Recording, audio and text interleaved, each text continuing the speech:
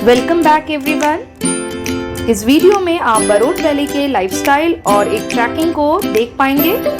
Barot valley में बहुत सारे लोग बी कीपिंग का बिजनेस भी करते हैं, जिसे देखने का मौका हमें भी मिला। बी कीपिंग करने वालों के लिए कोई परमानेंट सेटअप नहीं होता, ये जगह बदलते रहते हैं। स्प्रिंग के सीजन में बहुत सारे फ्लावर इस घाटी में खिलते हैं, जिसकी वजह से ये बिजनेस अच्छे से फल फूल रहा है। रानी मधुमक्खी को देखने की इच्छा तो थी, बट इसमें 4 स्लैब इस तरह से बने हुए थे। अब वो कहाँ पर दिखेगी, इसे ढूंढ पाना बड़ा मुश्किल था। यहाँ पर मैंने कुछ लोकल फूड भी ट्राई किए। सिड्डू यहाँ का जो डिश है वो मोमोज के रेसिपी से काफी मिलता जुलता है, पर बिल्कुल अलग टेस्ट है खाने में। फ्लोरा एंड फ्योना किसी भी जगह के वनस्पति और जीव जंतुओं के बारे में जानने के लिए ये टर्म इस्तेमाल किया जाता है। बरोट वैली में जहाँ पर हम स्टे किए थे, इसके पास ही एक मंदिर था। इस मंदिर में 2 तरह के फ्लावर हमें देखने को मिले। एक पर्पल कलर का गुड़हल, एक ऑरेंज कलर का फ्लावर था जो कि आई थिंक कचनार कहा जाता है। कुछ रिचुअल के वजह से इस पेड़ के साथ यहाँ पर कुछ चूड़ियाँ भी बंधी हुई थी। ये लंबा डग रिवर, जिसके लेफ्ट में कांगड़ा जिला आता है, इसके राइट में मंडी जिला आता है। ये काफी खूबसूरत रिवर है। अगर आपने पिछले 2 ब्लॉग देखे होंगे तो आपको इसका अंदाजा होगा। यहाँ से हमने एक छोटा सा ट्रैकिंग किया जो कि हमारे होटल से बैक साइड में था, और यहाँ से रास्ते में एक मंदिर भी मिलता है, और इसके बाद वैली से होते हुए दूसरे वैली के तरफ हम उतर आते हैं। स्ट्रक्चर से बने हुए ये वुडन हाउसेस काफी खूबसूरत हैं और यूनिक हैं, और घर के सामने अपने छोटे से आंगन में इन्होंने अपने अनाज को रखा था, और सामने छोटा सा खेत भी था जिसमें लहसुन के खेती की गई थी। अगर आप मॉर्निंग में ट्रैकिंग शुरू करते हैं तो आपको ब्यूटीफुल नज़ारे देखने को मिल सकते हैं। जैसे जैसे हम हाइट पे पहुंच रहे थे, वहां से ये नज़ारे काफी खूबसूरत लग रहे थे। कॉनिकल शेप में बने हुए इनके छत्ते बहुत खूबसूरत लगते हैं पहाड़ों के घरों के, और ये बर्फ की वजह से बनाए जाते हैं, ये तो आप जानते ही होंगे। यहाँ के लोगों का सादापन और यहाँ के लोगों का खुले मन से लोगों का आवभगत करने का तरीका काफी अच्छा है। ये दादी हमें डायरेक्शन बता रही थी मंदिर जाने का। पहाड़ों की इन रास्तों पे अगर आप चलेंगे तो आपको काफी सुकून मिलेगा और बहुत अच्छा फील करेंगे आप। रास्ते में मुझे कुछ और भी चीजें देखने को मिली, जैसे कि ये स्नेल रास्ते में हमें दिखा। इस वैली की खूबसूरती को जितना हमने वहां पर एंजॉय किया, उतना ही इसे देखकर भी एंजॉय कर रहे हैं। यहाँ के लोगों ने मुझसे कई बार जानने की कोशिश की कि मुझे यहाँ पर कैसा लग रहा है, और उनको जानकर बड़ी हैरानी हुई कि हमें यहाँ पर काफी अच्छा लग रहा है। एक मेट्रोपॉलिटन सिटी के लाइफस्टाइल को छोड़कर यहाँ पर लाइफ को एंजॉय करना उनके लिए बड़ा अजीब लगता है। वुडन कार्विंग का एक बहुत ही खूबसूरत एग्जाम्पल यहाँ पर देखने को मिला। पुराने जमाने में इस तरह के बहुत सारे वुडन घर बनाए जाते थे और इस तरह की कार्विंग भी की जाती थी। लोगों के कहने के अनुसार यहाँ पर पुराना मंदिर हुआ करता था, जिसको रेनोवेट करके एक नया मंदिर का निर्माण किया जा रहा है। बरोट वैली में पशाकोट देवता के नाम से जाने वाले ये देवता, उनके लिए मंदिर स्थापित किया जा रहा है। थोड़ा बहुत ये समझ में आया कि पशाकोट देवता इस वैली की सुरक्षा करते हैं। मंदिर के बगल में ही एक छोटा सा मकान था, जिसमें मंदिर से जुड़े हुए कारपेंटर यहाँ पर रह रहे थे और अपना काम कर रहे थे। इस मकान के सामने सरसों की खेती हो रखी थी, एक छोटा सा मंदिर था और एक बगीचा, साथ ही साथ बी कीपिंग के लिए उन्होंने अपना एक कंटेनर भी लगा रखा था। इस घर की खासियत ये थी कि लोग यहाँ पर झुककर काम कर रहे थे। इसकी हाइट काफी कम थी। एक और इंटरेस्टिंग बात हमें देखने को मिली, किसी ने यहाँ पर ऑफिस टेबल के लिए ऑर्डर दे रखा था। I think work from home के साथ साथ माउंटेन से काम करने का एक्सपीरियंस लेने के लिए काफी लोग यहाँ पर आते हैं। यहाँ पर वाइल्ड एनिमल के सिंग भी लटके हुए दिखाई पड़े इस घर में।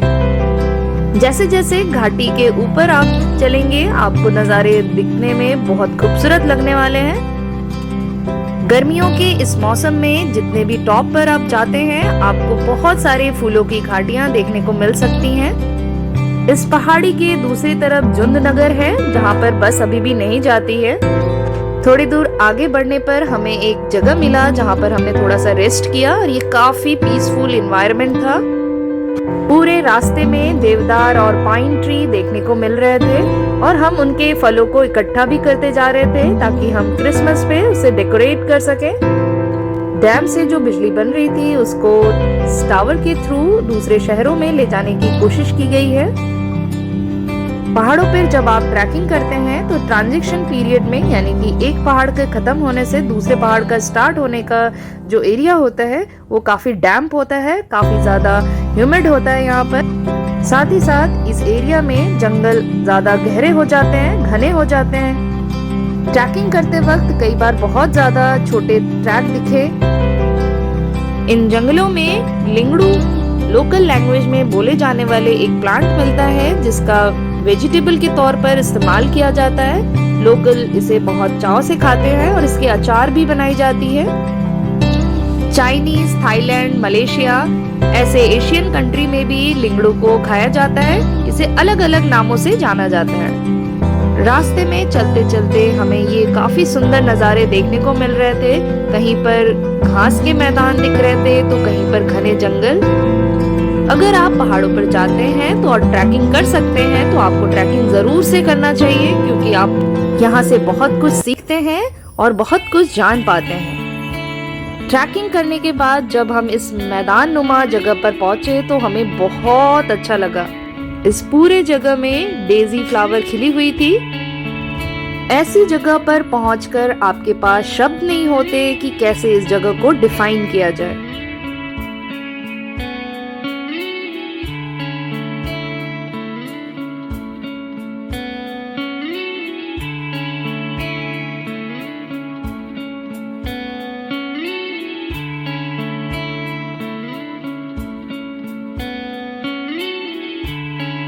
थोड़ा सा रिलैक्स करने के बाद हमने फिर से ट्रैकिंग शुरू कर दी। फिर से यहाँ से एक ट्रांजिशन आया। छोटी सी एक धारा यहाँ से बह रही थी और नीचे की ओर जा रही थी। पर इसके बाद जो हमें नज़ारे देखने को मिले वो और भी ज्यादा वंडरिंग थे।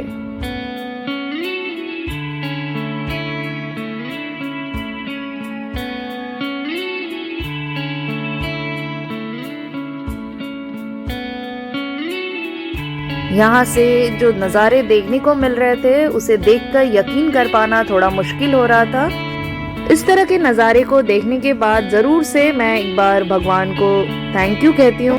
नेचुरल ब्यूटी की इतनी अहमियत है हमारे जीवन में, शायद हम समझ नहीं पाते इससे हमें कितना सुकून मिलता है। अब यहाँ पर देखिए तो आपको छोटे छोटे येलो कलर के फ्लावर पूरे रास्ते में दिखाई पड़ रहे होंगे।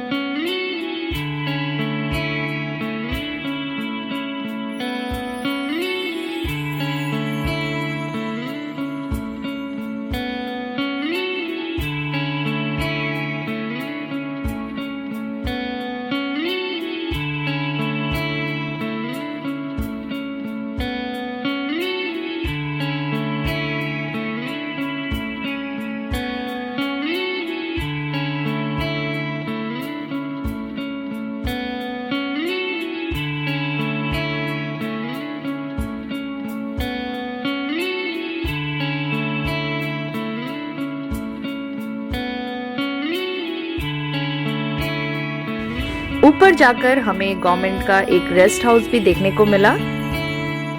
यहाँ पर सामने थोड़ी बहुत खेती भी की गई थी और ये घर देखने में काफी खूबसूरत लग रहा था और बहुत ही ब्यूटीफुल जगह पर ये बनाया गया था।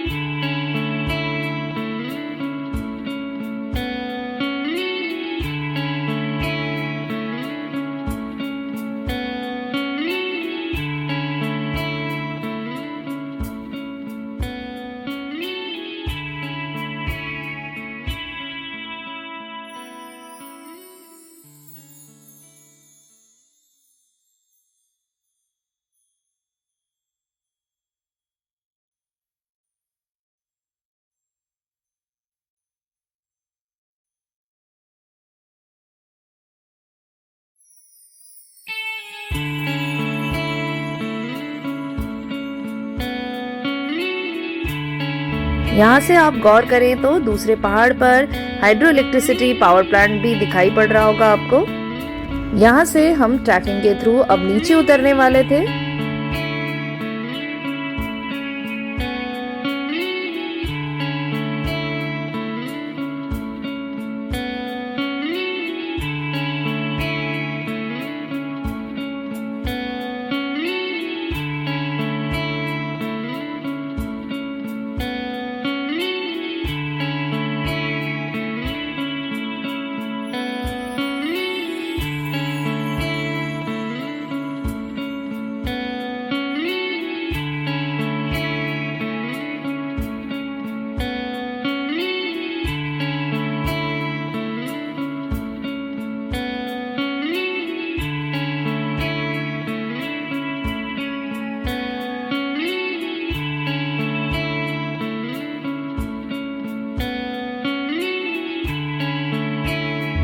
पूरे वैली में जगह जगह पे एप्रिकॉट अभी हो रखे थे और इनके पकने का सीजन हफ्ते भर का रह गया था। अब हम नीचे उतर चुके थे और यहाँ पर एक और छोटी सी चीज देखने को मिली जहाँ पर बहुत सारे मुर्गे मुर्गियाँ रखी हुई थी और उनके ये छोटा सा घर बना रखा था लोगों ने। इस तरह से ये ट्रैकिंग काफी रिलैक्सफुल रही। होटल के आने के बाद हमने यहाँ पर बैठकर ब्रेकफास्ट किया। इस नज़ारे को जितना आप स्क्रीन पे एंजॉय कर रहे हैं, मेरी मानिए जब आप सामने से देखेंगे तो उससे भी कई गुना ज्यादा एंजॉय करेंगे। होटल के स्टाफ काफी मिलनसार थे और बहुत ज्यादा कोऑपरेटिंग थे और एक फैमिली की तरह हमारे साथ बंध गए थे।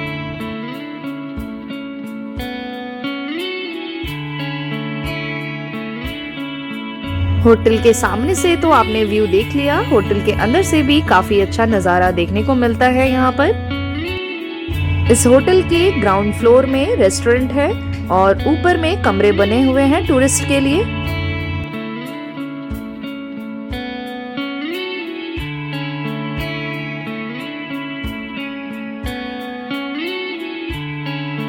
यहाँ पर आएंगे तो आपको होटल कम मिलेंगे देखने को, आपको होम स्टे ज्यादा देखने को मिलेगा। लकीली हमने यहाँ की एक लोकल शादी को भी देखा। इस रेस्टोरेंट की जो शेफ थी अनु, वो भी हमारे मदर इन लॉ के साथ एंजॉय कर रही थी।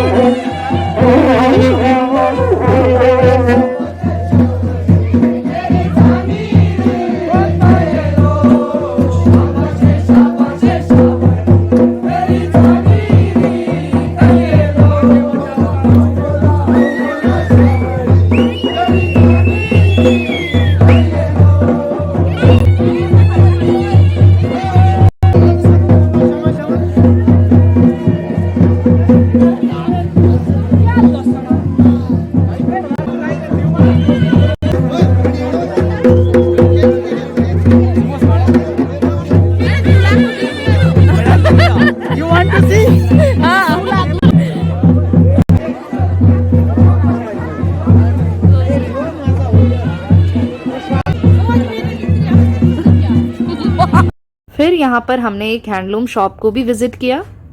अंगोरा हैंडलूम शॉप के नाम से ये जाना जाता है। भैया ने बहुत सारी वैरायटी दिखाई और उसके बारे में अच्छे से जानकारी दी। रैबिट बुल होता है ना, हाँ, ये उसके बुल का है। ओके, इसका 2200। रैबिट बुल मतलब रैबिट से है ये? रैबिट से जी। ओके। और ये इसका डाई वर्जन है, मतलब इसी को ही इसको डाई किया हुआ है। सूरत से ऑर्डर था मेरे पास है इस वाले कलर का, तो 10 पीस उनको भेजे हैं। तो फिर ये 2 पीस मैंने। ये आप कितने में बोल रहे हो? ये 2200 का, 2200 का। Okay okay okay. और इसी का ही शीप बुल का है। हाँ। ये वाला ये 1000 का है। ये ओके। इसकी फीलिंग में और उसकी फीलिंग में आप फर्क होगा। हाँ, ये थोड़ा सा रफ दिखेगा और ये सॉफ्ट और लाइट वेट। वार्म तो ये भी करेगा ना? ये भी करेगा, पर उससे 3 टाइम ज्यादा वार्म ये करेगा। ओके। हाँ जी।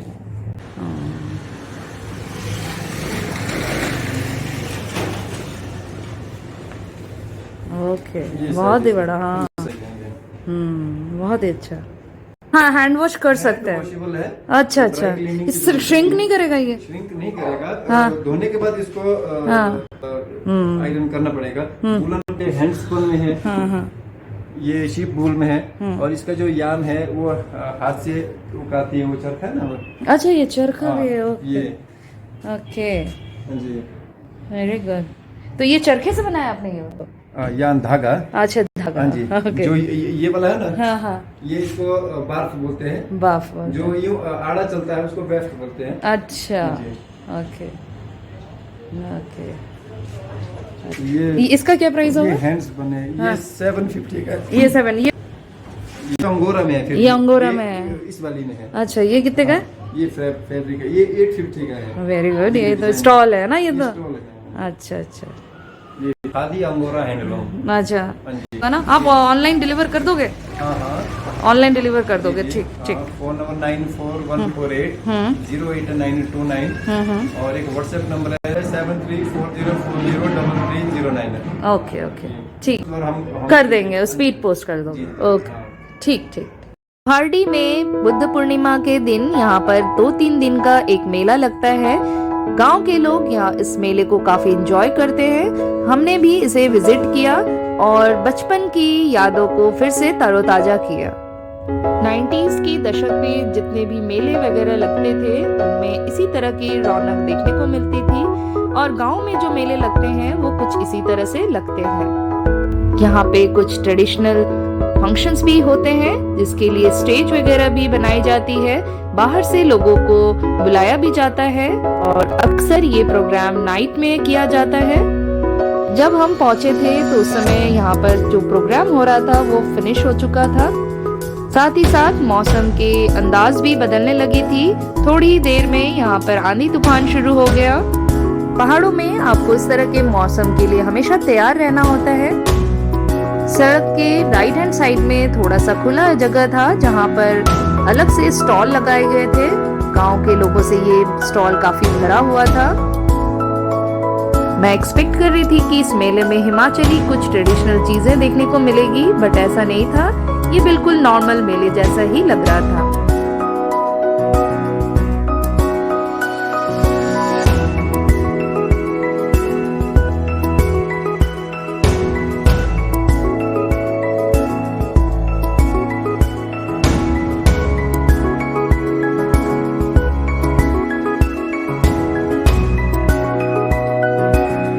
वुलन वेयर के तौर पर यहाँ पर एक ट्रेडिशनल आउटफिट देखने को मिलता है जो काफी यहाँ पर दुकानों पे देखने को मिल जाएगा।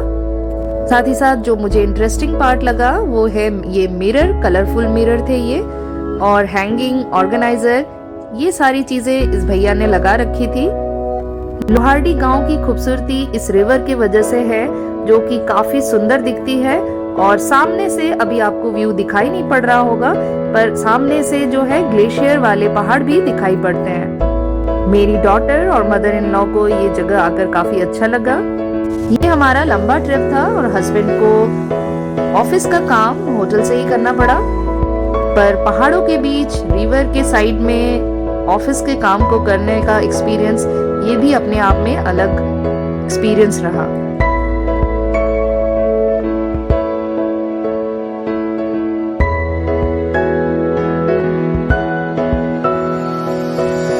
हम जिस होटल पे रुके थे उस होटल के पीछे से एक मंदिर भी था। थोड़े से सीढ़ियों को चढ़ने के बाद इस मंदिर तक आप पहुंच सकते हैं। पहाड़ों पर बर्फ के पिघलने के बाद नेचुरल वेजिटेशन के तौर पर बहुत सारे प्लांट उग आते हैं, जिसमें से बहुत सारे प्लांट हमारे हेल्थ के लिए बहुत ज्यादा बेनिफिशियल भी होते हैं। जैसे कि ये गुच्ची जो कि दुनिया भर के महंगी सब्जियों में से एक सब्जी है। 15,500 रुपए किलो करके ये बिकती है। सब्जी बनाएंगे कैसे है? हाँ। ऐसी है। हाँ। ये पानी में भिगने डालो। हाँ। ये ताजी की तरह ताजी सब्जी नहीं होती। हाँ, वैसी हो जाएगी। आपने लेनी 100 ग्राम पड़ा 1500। हाँ 100 ग्राम 1500। ठीक। शिनैन हाइड्रो इलेक्ट्रिसिटी पावर प्लांट के लिए जो भी इक्विपमेंट या रॉ मटेरियल लाया जाता था वो इस ट्रैक के थ्रू लाया जाता था। ये काफी सालों से अभी बंद पड़ा है। यहाँ पर हम मॉर्निंग वॉक के लिए आए हुए थे और एक स्पॉट ढूंढ रहे थे जहाँ पर हम सेकंड पिकनिक हम अपना करने वाले थे। आगे चलकर हमें वो स्पॉट भी मिल गया।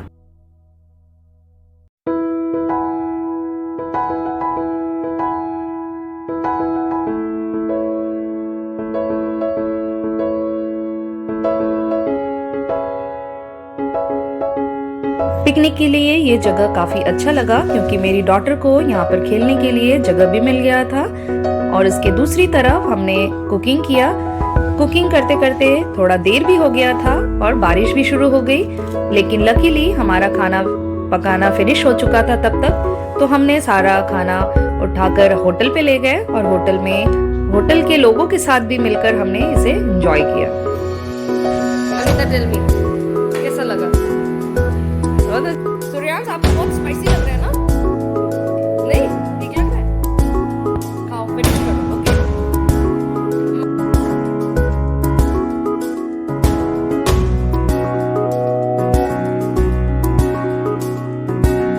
चलो अनु, बताओ तुम लास्ट में क्या कहना चाहते हो? हम लोगों से मिलकर कैसा लगा? ऐसा तो जन्मों का रिश्ता है कोई।